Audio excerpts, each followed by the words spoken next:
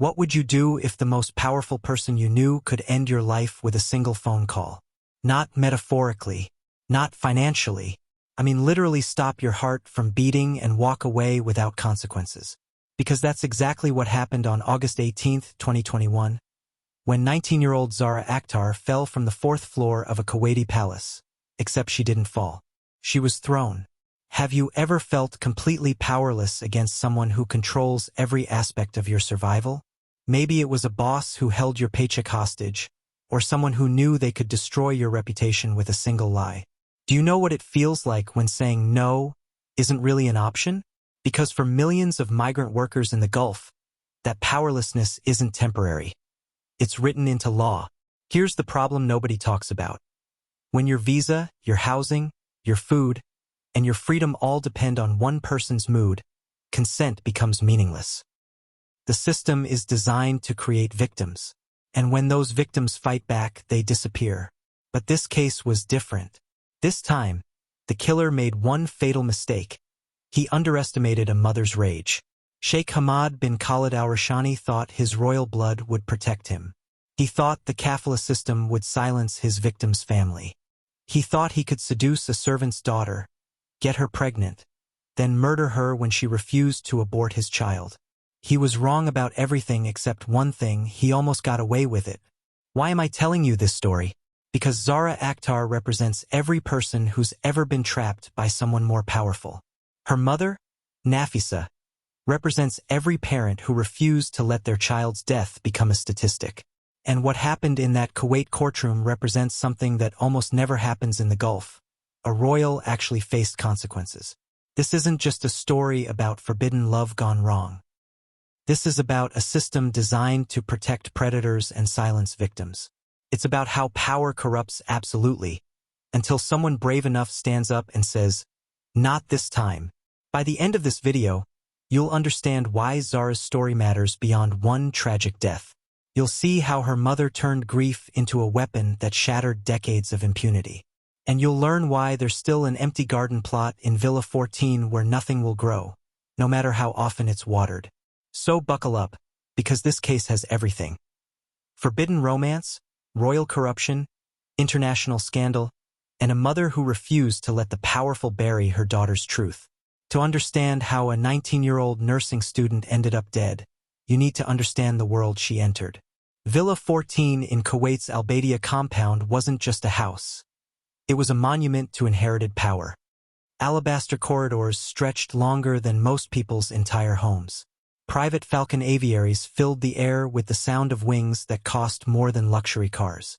A fleet of supercars sat in air-conditioned garages, permanently idling because Sheikh Hamad bin Khalid al-Rashani never wanted to wait for an engine to warm up. Hamad was royalty in the truest sense, cousin to Kuwait's ruler, celebrity in racing horse circles, and a man who'd never heard the word no applied to anything he wanted. At 42, he moved through life with the quiet magnetism that comes from knowing every door will open, every favor will be granted, every problem will disappear with a phone call. But even palaces need cleaning. 43-year-old Nafisa Begum had spent 7 years washing Hamad's crystal and raising his children while her own grew up through crackling long-distance calls. She was a widow from Chattagram, Bangladesh, one of thousands who traded their homeland for Gulf wages. Every month, she wired money home. Money that paid for school fees, medical bills, and the dream that her children might have better lives than scrubbing other people's floors. Nafisa was exceptional at her job because she understood the unspoken rules. Be invisible when the family entertained, anticipate needs before they're spoken, and never, ever make eye contact unless directly addressed. For 7 years, this formula worked perfectly. Then February 2020 changed everything. Zara Akhtar stepped off the plane at Kuwait International Airport carrying a 90-day visitor visa and dreams bigger than her mother's cramped servant quarters. At 19, she was recently certified in nursing basics and eager to see the Gulf world she'd heard about in those late-night phone calls. Her plan was simple. Spend 3 months with her mother, maybe earn some pocket money tutoring English, then return to Bangladesh to start her medical career.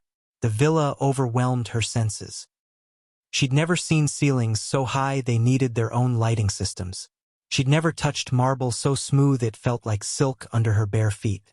The Sheikh's private library contained more books than her entire village had ever owned. Her first weeks were magical. Mornings were spent cataloging embroidered saddles in the stables, learning the names of Arabian horses worth more than most people's lifetime earnings. Afternoons meant tutoring the Sheikh's younger sons in English grammar, watching their faces light up when they mastered complicated tenses. But then March brought the pandemic.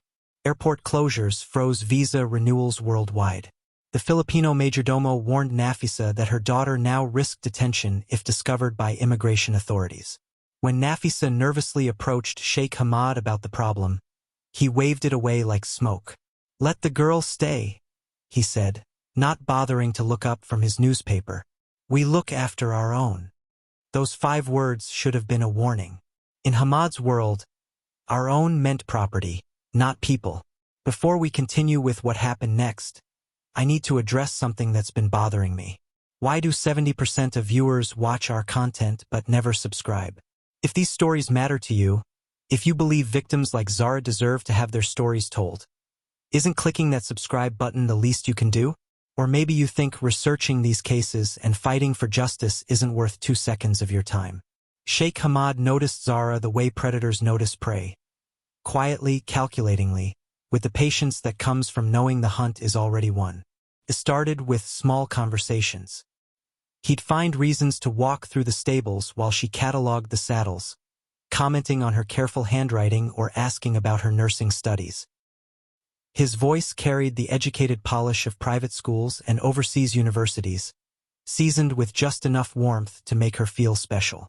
"You have intelligent eyes," he told her one evening after a courtyard barbecue. "Most people here see only what they're told to see, but you notice things." Zara laughed, not recognizing the compliment as bait. At 19, she was still young enough to believe that powerful men paid attention to her mind, not her vulnerability. The gifts appeared gradually. A pashmina the color of desert dusk, left folded on her narrow bed with no explanation. A rose-gold phone that she was told never to show the other staff. Small luxuries that cost Hamad nothing but meant everything to a girl who'd grown up sharing textbooks with 3 siblings. "Do you know the difference between ishq and ordinary love?" he asked her one night, finding her reading in the servants' common room. When she shook her head, he smiled like a professor pleased with a promising student. "Ishq is the love that destroys you. It's what the poets write about. Dangerous, consuming, impossible to resist." He quoted Hafez in Arabic, his voice dropping to an intimate whisper as he translated. "Even after all this time, the sun never says to the earth, 'You owe me.' Look what happens with a love like that. It lights up the whole sky." What Zara didn't understand was that he wasn't describing love. He was describing ownership. By October, they were meeting after midnight in the private library that servants cleaned but were forbidden to linger in. The room smelled of leather-bound books and expensive cologne, worlds away from the cramped quarters where she slept beside her mother. Hamad would arrive with tea and stories about his travels, treating her like an equal in a world where she had never been anything but invisible. The physical relationship developed with the same calculated patience. A brush of fingers when he handed her a book. A hand placed gently on her shoulder as he leaned over to point out a passage. Kisses that felt stolen but were actually orchestrated, each one designed to make her feel like she was crossing lines instead of being led across them. "You're different from the others," he whispered against her neck during one of their midnight encounters. "You understand beauty, culture, poetry. You don't belong in the servants' quarters." But he never said she belonged in his world either. A court clerk would later describe their relationship as consensual but coercive. Yes in words, no in structure. The legal language was clinical, but the reality was simple. When someone controls your housing, your food, your legal status, and your family's survival, consent becomes a performance you give to stay alive. Zara began carrying herself differently. She still cleaned and tutored, but there was a new confidence in her step, a secret smile that made the other staff whisper among themselves. She started dreaming about a future that included more than just returning to Bangladesh with a few saved dinars. She had no idea that Hamad was already planning her disposal. I see you watching, but I don't see you engaging. Hit that like button if you think Zara deserved better than this manipulation. Or maybe you think a servant's daughter should just be grateful for any attention from royalty. Maybe you believe that power gives someone the right to take whatever they want. The library meetings continued through the winter, but by spring, everything would change. Because Zara was about to discover that loving someone who sees you as property doesn't end in fairy tales. It ends in graves. Late winter brought more than just cooler nights to Villa 14. Zara missed her cycle in February, then again in March. By the time Ramadan approached, the morning nausea could no longer be ignored.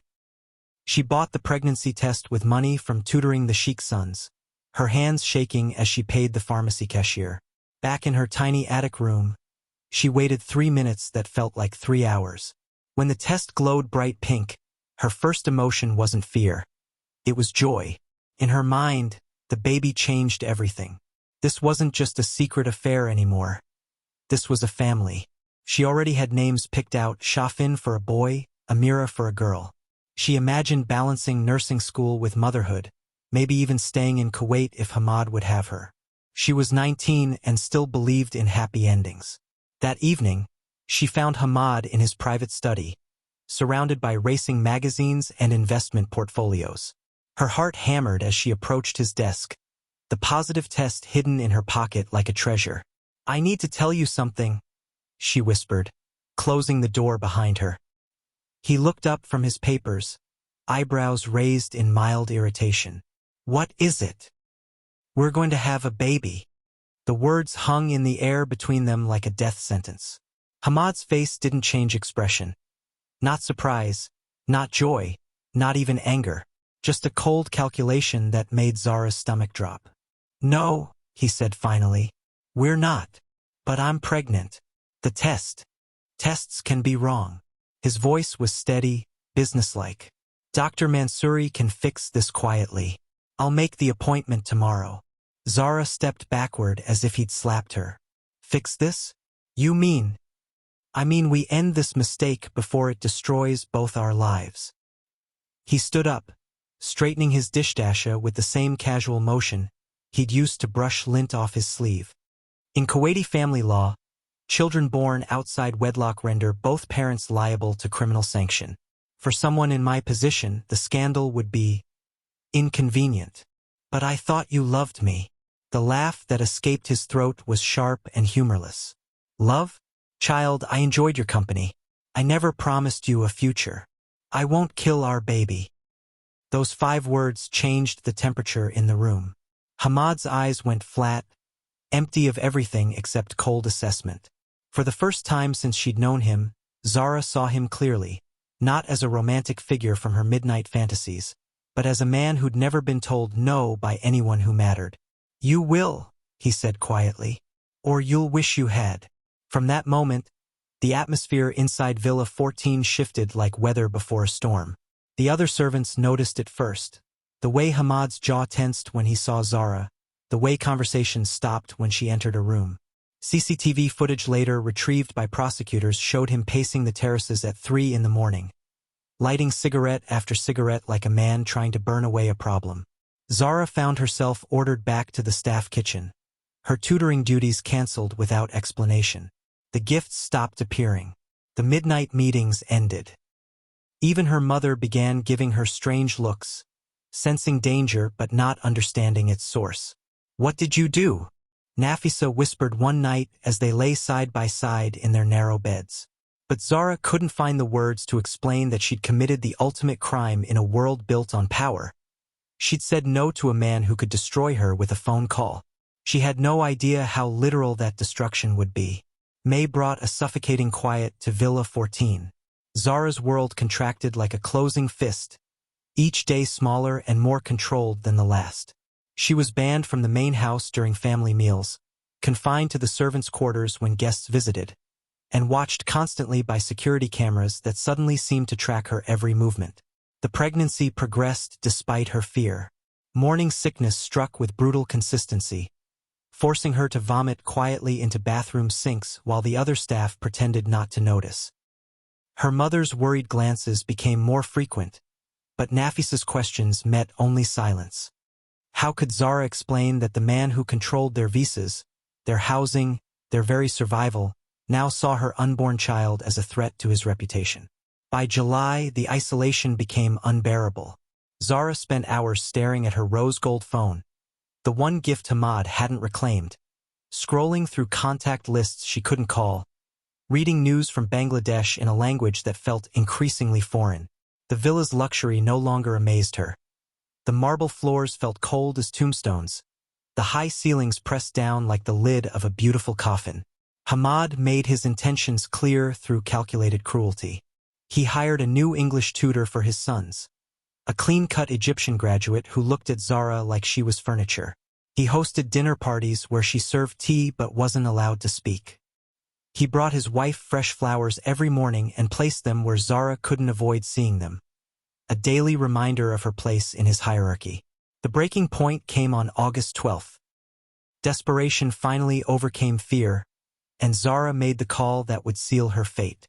Using her hidden phone, she contacted the Bangladeshi embassy's domestic worker hotline. The official who answered spoke her language with the accent of home, and for the first time in months, Zara felt hope flicker in her chest. "There's a shelter in Sheikh port," the woman explained. "We can help you get there safely.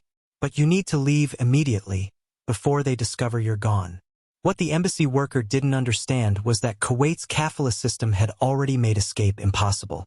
Zara's legal status was tied to the very man she feared. Her visa, her right to exist in the country, belonged to Sheikh Hamad as completely as the Arabian horses in his stable. She tried anyway. At 4 in the morning, she crept through the servants' quarters with a small bag containing her nursing certificates and her mother's photo. She made it to the villa's main gate before security guards intercepted her, bundling her into a service elevator with the efficiency of men who'd done this before. The storage pantry where they confined her measured roughly 8 feet by 6 feet. CCTV footage later recovered by investigators recorded 9 hours of darkness, punctuated only by Hamad entering once with a tray no larger than a child's school lunch plate. Comments helped this story reach more people who need to hear it. Tell me, what would you have done in Zara's position? Or are you just here for entertainment while ignoring the real message about how power destroys the powerless? For 6 days, Zara remained in that room. 6 days to think about her choices. 6 days to feel her baby moving inside her while she planned one final act of defiance. She had no way of knowing that Hamad had already decided both their fates. August 18, 2021 began like any other night in Villa 14, but it would end with blood on imported marble and a mother's worst nightmare coming true. At 11:47 p.m., security footage shows Sheikh Hamad entering the storage pantry where Zara had spent 6 days in captivity. He carried a medical bag, later identified as belonging to his cousin studying dentistry, and wore the expression of a man handling an unpleasant but necessary task. What happened in those 43 minutes remains partially reconstructed from forensic evidence, since the room's camera mysteriously malfunctioned at 11:52 p.m. But the physical evidence tells a story more horrifying than any witness testimony. Hamad injected Zara with midazolam, a fast-acting sedative used in hospital anesthesia. The dose was carefully calculated, enough to make her compliant, not enough to kill immediately. He needed her conscious for what came next, because unconscious victims don't struggle convincingly. As the drug took effect, Zara's movements became sluggish, her speech slurred. This was when Hamad moved her from the pantry to his private library, the same room where their relationship had bloomed during those midnight meetings months earlier. CCTV captured him half-carrying, half-dragging her through corridors she'd once walked freely. In the library, he arranged her clothes neatly on the leather sofa, a detail that would later destroy his suicide narrative. No one folds their garments before killing themselves. But Hamad was thinking like a man who'd never cleaned up his own messes, not like someone who understood how investigations actually work. The final confrontation began when the sedative wore off enough for Zara to speak. Witnesses in nearby quarters later reported hearing a choking scream around 12:30 a.m., followed by muffled sounds of struggle. "You're going to destroy everything," Hamad hissed as his hands found her throat. My reputation, my family, my position. All for a bastard child that should never have existed. Zara clawed at his wrists with desperate strength, her fingernails breaking against his skin as she fought for breath. The forensic pathologist would later find Hamad's DNA under those shattered nails, evidence that nearly convicted him despite his royal immunity. But Hamad was stronger, and Zara was fighting both him and the lingering effects of the sedative. Her hyoid bone, the delicate horseshoe of cartilage that supports the throat, snapped under the pressure of his thumbs. The sound was reportedly audible from the hallway. Death came slowly. Strangulation isn't like the movies. It's not quick or clean. Zara's brain starved for oxygen over several minutes while her unborn child's heart continued beating in her womb. By the time her body went limp, both mother and baby were gone. But Hamad's work wasn't finished. He had to stage a suicide that would fool investigators long enough for diplomatic pressure to make the case disappear. He carried Zara's body to the fourth-floor terrace, positioning her near the balustrade as if she'd climbed over herself. Then he pushed her into empty air, watching her fall 40 feet to the marble courtyard below. The impact should have obscured the strangulation marks, he reasoned. Should have made the broken hyoid bone look accidental. At 6:15 a.m., his personal driver hosed down the terrace, washing away what appeared to be vomit and blood toward a hidden drain. Palace staff covered the body with a silk tablecloth before police arrived, contaminating the crime scene exactly as Hamad had instructed. When officers finally responded to the call at 6:33 a.m., they found what looked like a textbook suicide. Foreign domestic worker, no identification except a prayer bracelet, apparent fall from height. The initial report took less than 2 hours to complete. Suicide by expatriate cases rarely received serious investigation in Kuwait. The paperwork was usually filed within 24 hours, the body repatriated, the incident forgotten. Hamad had counted on that institutional indifference to protect him. If you're still watching without subscribing, you're telling me that hours of research into these cases isn't worth 2 seconds of your time. Prove me wrong. What Hamad hadn't counted on was a mother's rage powerful enough to shatter decades of royal impunity.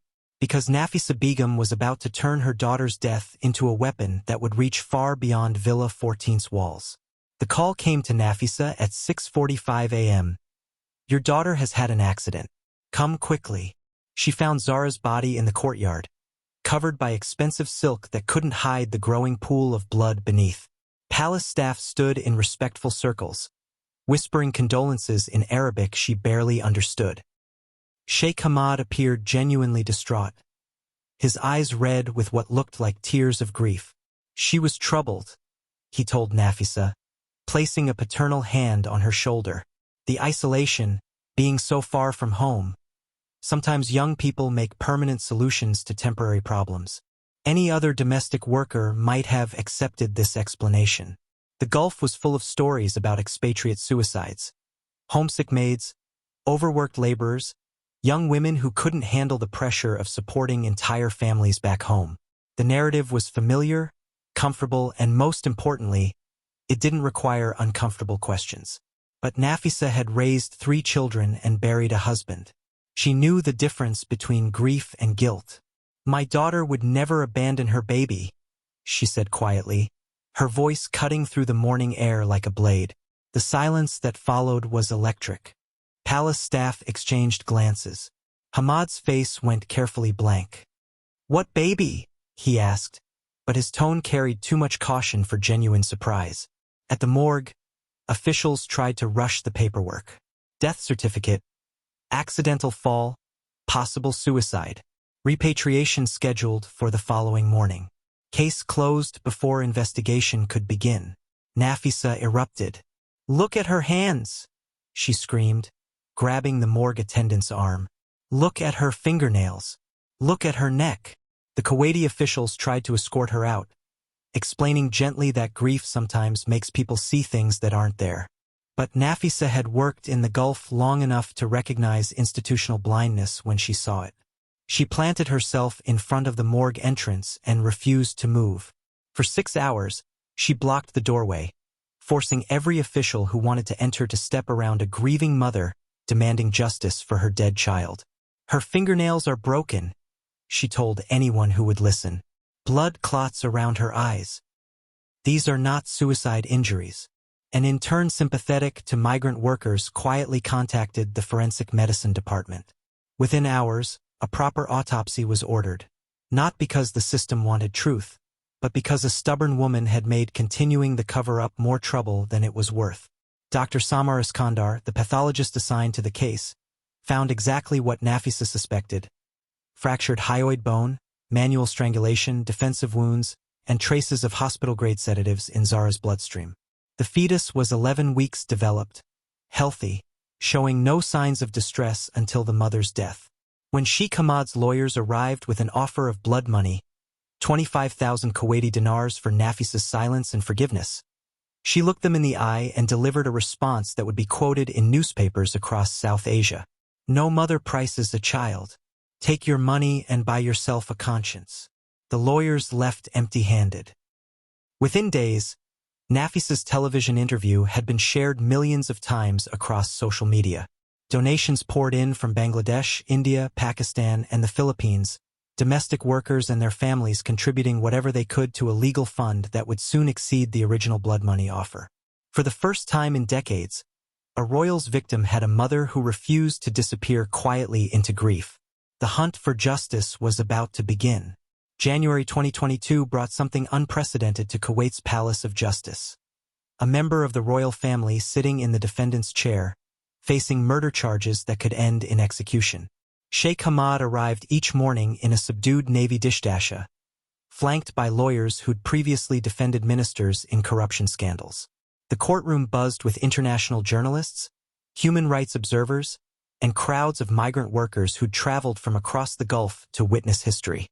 Nafisa walked in alone each day, clutching Zara's prayer bracelet like a rosary. The prosecution's case was devastating. They'd recovered text messages from Zara's hidden phone that told the entire story of seduction, pregnancy, and murder threat. "Promise you'll protect us both. You think I can let this happen? End it. I won't kill my child. Then you destroy us both." The final exchange, sent just hours before Zara's death, was chilling in its simplicity. "Please, I'm begging you. It's too late for begging." Social media exploded with hashtags in Bengali, Arabic, and English.